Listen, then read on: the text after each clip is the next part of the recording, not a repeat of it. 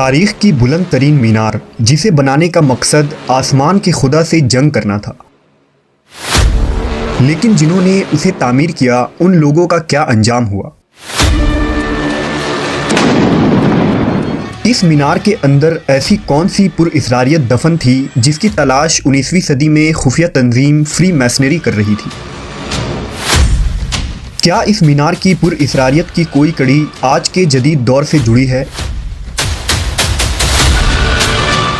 عراق کا شہر بابل سومیری، یہودی، عیسائی اور مسلمان اقوام کی عظیم تاریخ اور ثقافت کا امین رہا ہے۔ حضرت ابراہیم علیہ السلام بھی عراق کے مقام ار پر پیدا ہوئے تھے۔ بابل ہی بخت نصر کا دارالخلافہ رہا، جہاں اس نے یہودیوں کو غلام اور قیدی کی حیثیت سے لایا اور انہیں لمبے عرصے تک اسیر رکھا۔ اس قدیم تہذیب کا صدر مقام اسیریا تھا، یہیں سے بابل اور نینوا کی تہذیب پروان چڑھی۔ عراق کے ریت کے ٹیلوں کے نیچے قدیم تہذیبیں آج بھی دفن ہیں، جن کی دریافت نے آج انسانوں کو حیرت میں ڈال دیا ہے۔ اب تک دریافت ہونے والے آثار اور کھنڈرات کی وجہ سے سومیری تہذیب کو ماہرین نے اس دنیا کا سب سے قدیم ترین تہذیب کہا ہے۔ شہر بابل کے کھنڈرات، محل کے نوادرات، زیورات، اشوری بادشاہوں کے حنوط شدہ لاشیں، ان کے دفن کیے گئے جواہرات، بابل کا کنواں اور بابل کا مشہور زمانہ قبالہ جادو نے اس تاریخی شہر کو مزید پراسرار اور دلچسپ بنا دیا ہے۔ انہی پراسرار اور تاریخی تعمیرات میں بابل کا مینار سر فہرست ہے۔ بابل کا برج یا مینار سومیری تہذیب کی قدیم ترین یادگاروں میں سے سب سے اونچی عمارت تھی۔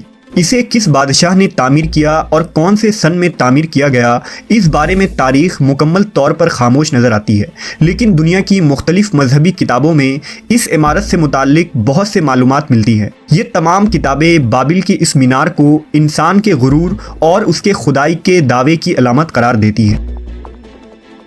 نمرود وہی بادشاہ ہے جسے حضرت ابراہیم علیہ السلام نے دعوت دی تھی، اور اس نے غرور تکبر میں آ کر حضرت ابراہیم علیہ السلام کو آگ میں ڈال دینے کی سزا دی تھی۔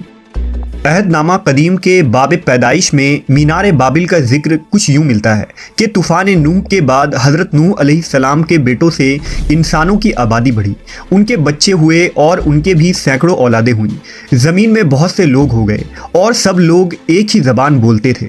حضرت نوح کے بیٹے حام کے خاندان میں ایک شخص پیدا ہوا جس کا نام نمرود تھا۔ وہ ایک قوی ہیکل جری بہادر شخص تھا جو ملک صغار، بابل، ارک اور اکاد کے علاقوں کا بادشاہ بنا۔ نمرود ایک ظالم و جابر بادشاہ تھا اور جانوروں کا شکار کیا کرتا تھا۔ نمرود وہ پہلا انسان تھا جس نے خود کو رب کہلوایا تھا اور خدائی کا جھوٹا دعویٰ کیا تھا۔ نمرود لعین نے اپنی سگی بہن سے ہی شادی کی تھی جس کا نام اشتا تھا۔ یہ وہی اشتا ہے جس کی یوم پیدائش پر آج بھی عیسائی جہالت کی بنیاد پر ایسٹر کا تہوار مناتے ہیں۔ نمرود کی حرکتوں کی وجہ سے خدا نمرود سے ناراض تھا۔ نمرود یہ چاہتا تھا کہ سارے لوگ ایک ہی جگہ بس جائیں تاکہ وہ ان پر حکومت کر سکے۔ اس لیے اس نے لوگوں سے کہا، ایک شہر بناؤ اور اس میں ایک بڑا سا مینار تعمیر کرو۔ لیکن خدا یہ نہیں چاہتا تھا کہ سارے لوگ ایک ہی جگہ رہیں، وہ چاہتا تھا کہ لوگ پوری زمین میں پھیل جائیں۔ لیکن لوگوں نے خدا کی بات نہ مانی۔ انہوں نے کہا، آؤ ہم اپنے لیے ایک شہر بنائیں اور اس میں ایک بلند مینار بنائیں جس کی چوٹی آسمان جتنی اونچی ہو۔